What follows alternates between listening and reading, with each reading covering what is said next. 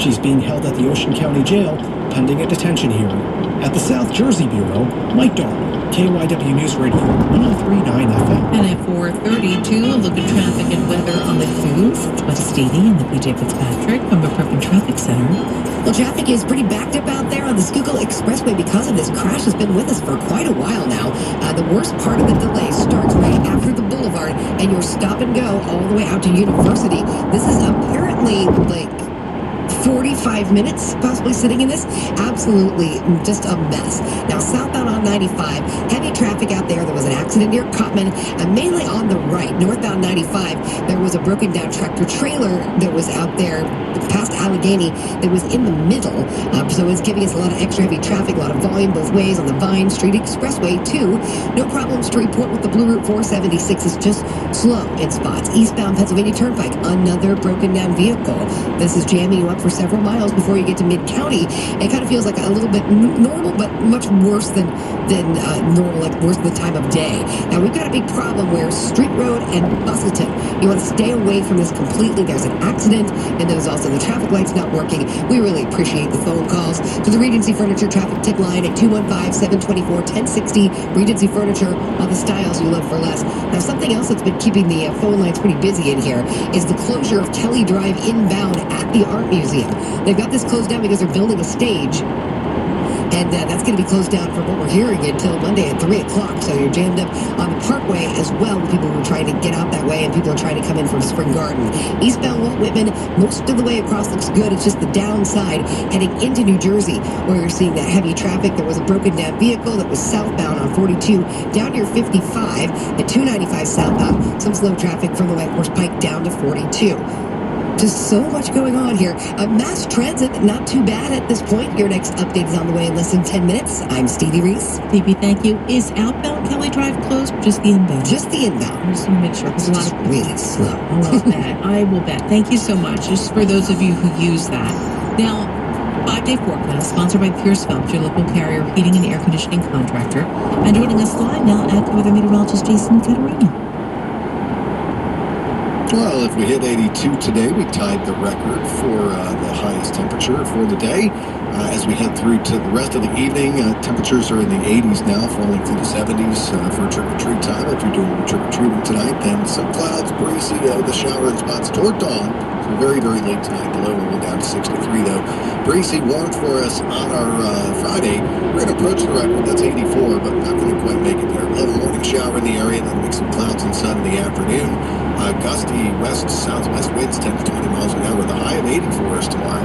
Then much cooler heading over the weekend. Sunny to partly cloudy Saturday. The high of 63. Bit of a breeze out of the north-northwest may make it feel more like upper 50s throughout the day. Sunny to partly cloudy on Sunday. Great afternoon for football. The high of 60. Cloudy, a little milder Monday. The high to 64. Tuesday, sunny to partly cloudy. Nice bump for the day.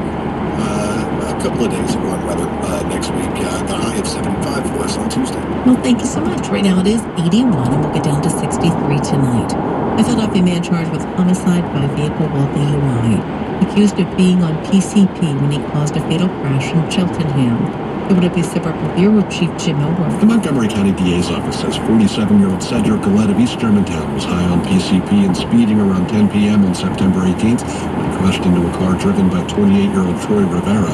Charging documents say Gillette's headlights were off and he was going faster than 60 miles per hour in a 30-mile-per-hour zone on North 5th Street in the Melrose Park section of Cheltenham when he ran a red light at Cheltenham Avenue and slammed into Rivera's car, pushing that car into a pole. Rivera died from injuries in the crash 10 days later.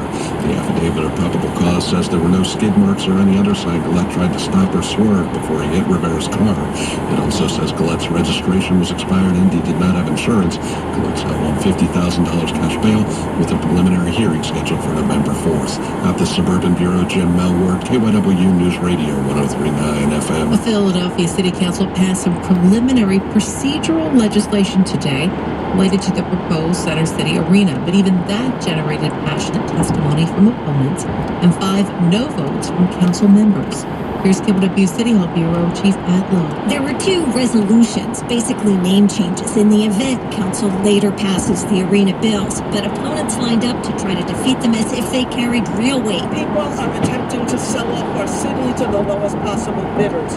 Who will you stand for? This disgraceful deal does nothing for our city, our youth. Our city should not be pushed into a bad deal that mostly benefits the elite and wealthy developers. They moved the needle, somewhat. Resolutions normally pass on a voice vote, but there were enough no's that members voted individually. The 2 Working Families Party members have already come out against the arena, so their no votes were no surprise. But Jay Young, Rue Landau, and Jamie Gauthier joined them. Gauthier stressed she is still undecided. But I really object to the process. Nay. Public hearings on the bills that would actually permit construction start November 12th. Pat Loeb, KYW News Radio 103.9 FM. Campaign 2024 on KYW News Radio. Well, with the election coming Tuesday, Pennsylvania Secretary of the Commonwealth, Al Schmidt, offered an update on what voters can expect. KYW's Matt Coughlin. Counting votes itself does not take much time. It's really everything leading up to that takes the most time. Secretary of the Commonwealth, Al Schmidt, says a lot has been done to expedite the process since the last presidential election, but state law in PA does not allow counting to begin until the polls open at 7 a.m. Tuesday. Pennsylvania has issued $45 million worth of election integrity grant funding that counties have used to purchase equipment that expedites the sorting and opening process. Pennsylvania has never had final results on election night. Ultimately, it comes down to, and has always ever come down to, how close a race is. The closer the race, the longer it takes to know who won and who lost. Schmidt says a smaller number of mail-in ballot requests. We are in the bench Salem area at the present time.